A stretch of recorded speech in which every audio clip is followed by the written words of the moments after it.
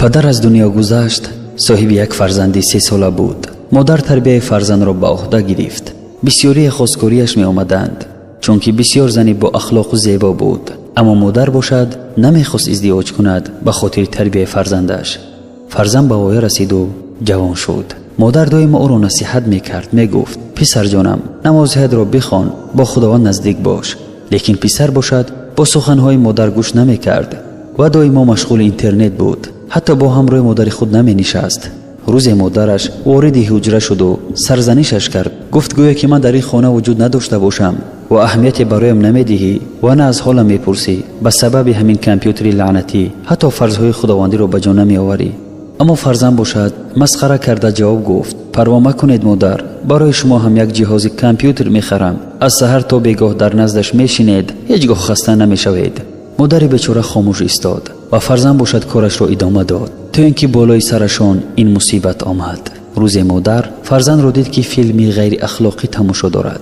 داد زده گفت این چیست؟ از خدا بترس ای بچه جان. نصیحتش کرد. گفت حیاتت را همین خیل میگذرانی بچم، میترسم که به همین حالت از دنیا گذری. کسی که با چیز زندگی کرد با همان چیز از دنیا میگذرد. فرزند باشد چگونه که عادت کرده بود سخنان مادرش را گوش نمیکرد و حتی با سخنان مادرش مسخره میکرد و از مادر طلب کرد که در حیاتش دخالت نکند و از حجره بیرون شود. مادر بیرون شد و گریه میکرد و در حقش دعا میکرد که الله گناهان فرزندش را بیامرزد.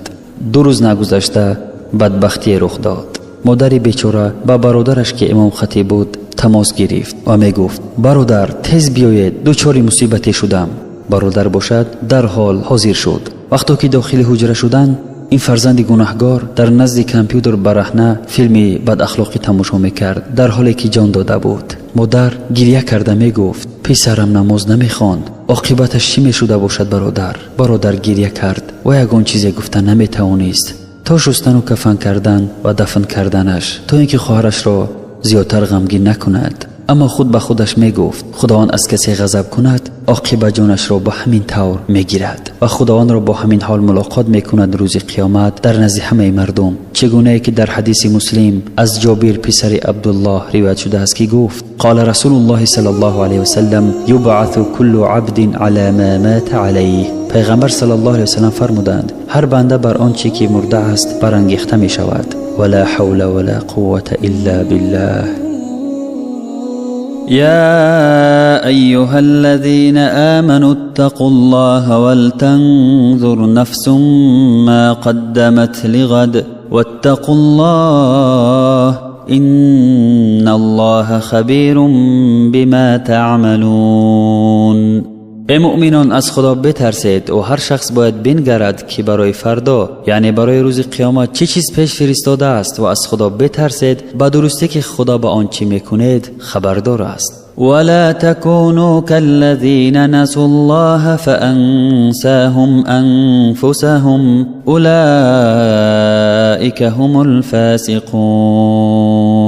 و مانند کسانی مباشد که خدا را فراموش کردند پس خدا از خاطر آنها خودشان را فراموش گردانید. آنها بدکارانند. لا يستوي أصحاب النار وأصحاب الجنة أصحاب الجنة هم الفائزون.